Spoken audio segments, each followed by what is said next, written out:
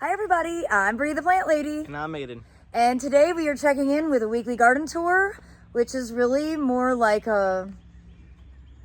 make a list of all the things we have to do in preparation for Saturday's open garden. Yep. Can you believe it's Saturday? No. Time's going by too quickly. Yes, it is. But we're very excited to welcome everybody on May 11th from noon to 4 p.m. As you can see, we've got some of our sales area set up. We've got more orders coming in. Oh, yeah. And well, Aiden, hold up our book. We have a whole list. We have things highlighted that are priorities. And we're gonna walk around today with all of you and maybe add to our list. So Let me turn the camera around and give you an up close view. Well, as you can see, the greenhouse, they've actually gotten some of the plastic on. Just gives a little more of an idea of what it looks like. I do have to make sure that we've got a clear plan for the ventilation. Yes. For the ventilation fans and stuff. Haven't talked to them specifically about that recently. So hopefully more progress, maybe by Saturday. I don't know that it'll actually be finished, but I hope. you know, it'll be a little bit further ahead. And as I mentioned, we have more orders coming, but we're kind of, getting set up to have the sale in the backyard this year just because it's shadier. However, good news, Aiden. The forecast for Saturday right now is sunny and 74, which is like the greatest thing that could possibly happen. Yeah, but I don't want to hold on to it because it could be 95, but. So as you can see behind Aiden, the barley, which was seeded very early last year in September, is starting to turn auburn. Now the rain has lodged quite a bit of it. And this is always one of the reasons that I always say trust modern genetics. Older varieties don't have the best stem strength. And so when we get a nice rain like we've just had, a lot of it lodges. It literally breaks at the base and flops over. And it makes harvesting really difficult. It's also going to make it where it's smothering everything else that was planted adjacent. I'm not going to touch it until everything dries out, and then we'll just have to see. More than likely, we'll take the path of least resistance, which means we won't do anything.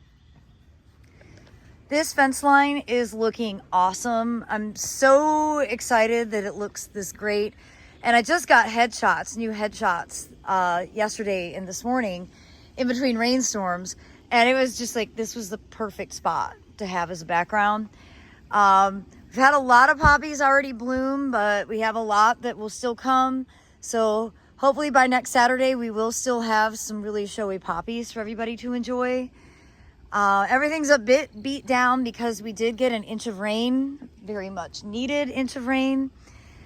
And as you can see here, this border is really getting colorful and quite pretty. I think it's going to look extraordinary for the open garden. Walking in here, I wanted to show you the carrots are starting to bloom. These are all self-sown. And the nigella has started to open as well. And boy, it's just going to be awesome. Again, lots of poppies, but lots of poppy buds still. So I'm not worried. I think these borders are going to look great.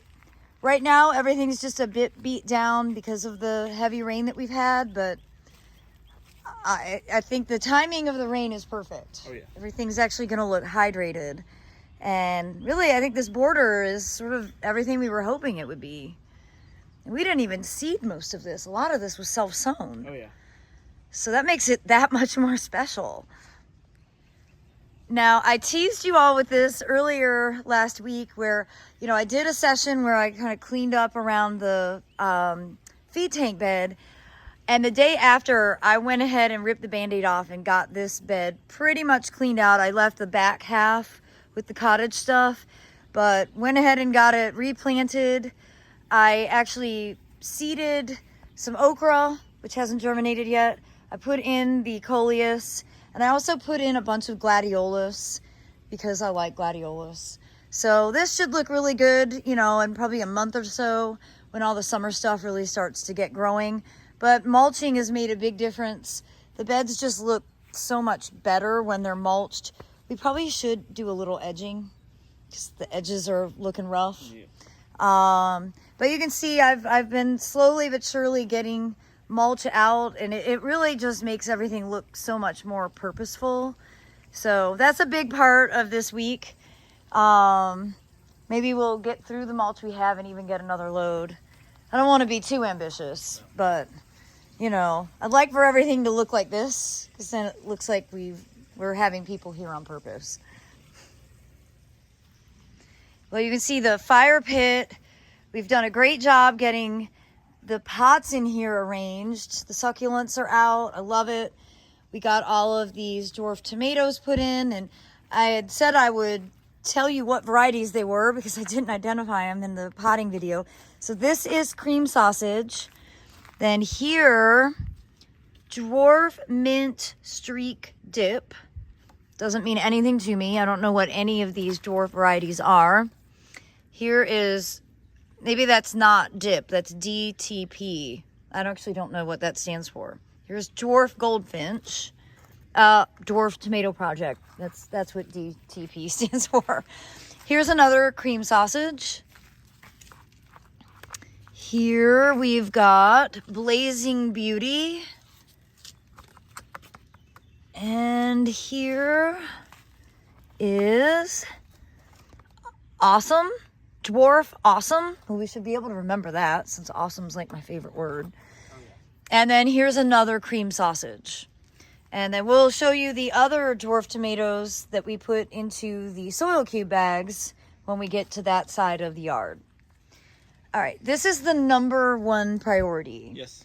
Cleaning up the arugula. I think what we're gonna do, we'll make a video of it. I actually don't totally know what we're gonna do in here. It's not gonna be that bad. We just have to deal with it. I'm just looking at the redwood.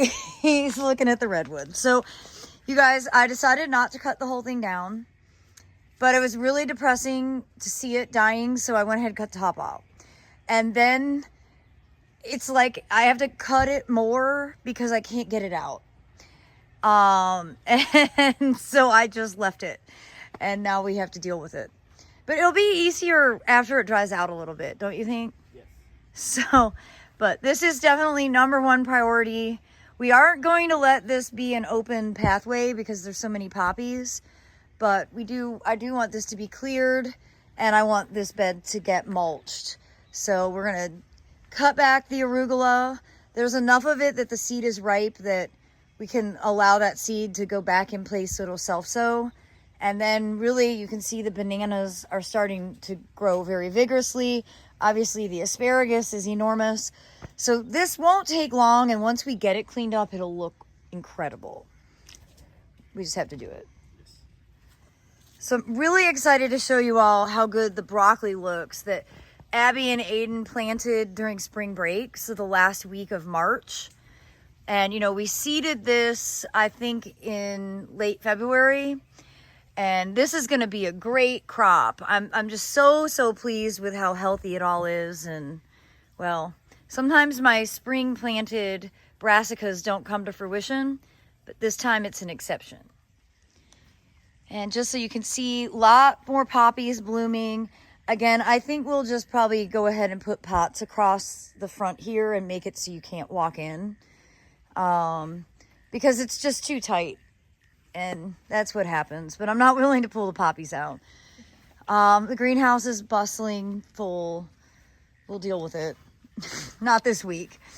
And, well, here you can see these self-sown poppies, you know, are floppy but beautiful.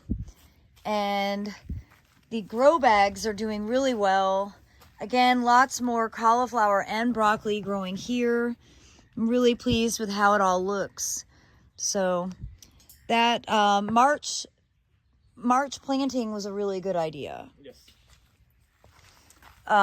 There's only like 1 million Prunus mume seeds all over the place. Yep. I think what we'll try to do when we clean up in here, we'll rake this. Mm-hmm. We'll try and gather some of the seed, put them into a bucket, and then maybe germinate them. Okay. But I really also want to deal with all the grass that's growing in this pathway because it's looking bad.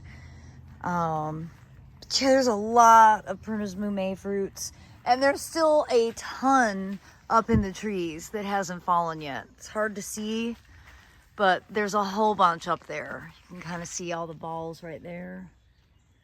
So it's a good thing when they fruit, but then it's also a bad thing because it's kind of laborious. And see, it's a lot bigger than it seemed, isn't it? Yeah. I couldn't believe how much light all of a sudden came through when I cut the top off. And it's weird because the top does look healthy. It's just this whole middle. And let's see, is there anything? I mean, there's nothing too obvious on the trunk to indicate that it's sick. I don't know. I don't know why it's doing this, but it did. It's really heavy. I think we should save the trunk because it is a redwood. Okay. Well, it is great to see that the Phlox paniculata, bright eyes, that the students cut back is starting to divide. Yes. It's really always a nice sign to see that, and that's going to make a big difference. It'll double the amount of blooms and also prevent them from falling over and being too top heavy. I know I showed this last week, and I believe this is Mangave Man of Steel. And it was the only Mangave to successfully overwinter. So maybe more hardy than others. And, well, the smelliness is this horrible ligustrum that we should get rid of, but I'm not ambitious enough to do it. Nope. It's big. It's multi-stem. I think we'll just keep walking and ignore it. Let's do that. Let's do that. And as we come along the north side, everything was super wilted. It's great to see stuff perking back up after getting some rain. We need to put this on the list. We need to clean at the air conditioner and take some of this sedum away so that it doesn't choke out the blatilla. And I can't believe how dark up here is now. It's crazy. I think we should transplant that golden panther iris into more sun so that we don't lose it. This is the iris that the golden panther Sophia got her nickname from because it's such a cool golden flower. But this basically doesn't get any sun at all anymore. So, you know, we can lean into it being a shady area. And I mean, I'm really pleased with how everything looks. We have almost perfect ground plane coverage under the live oak, which is what we've been aiming for quite some time. And this Cherokeeensis, the Carex Cherokeeensis, is really, really looking good. I'm quite pleased with how well that's doing in full sun next door and then in dense, very dry shade here under the live oak. We just noticed that the resurrection fern that we got in Charleston back in March is actually still alive. So that's pretty cool. That feels like a win for our Charleston-esque live oak experience here. Well, we hope you've enjoyed part 1 of the weekly garden tour, and I hope you'll tune in tomorrow to see part 2, where we show you everything that is going on in the front yards. And again, keep giving you previews for Saturday's open garden and native plant sale, noon to 4 p.m., free, no registration, rain or shine. As always, thanks so much for watching and happy gardening.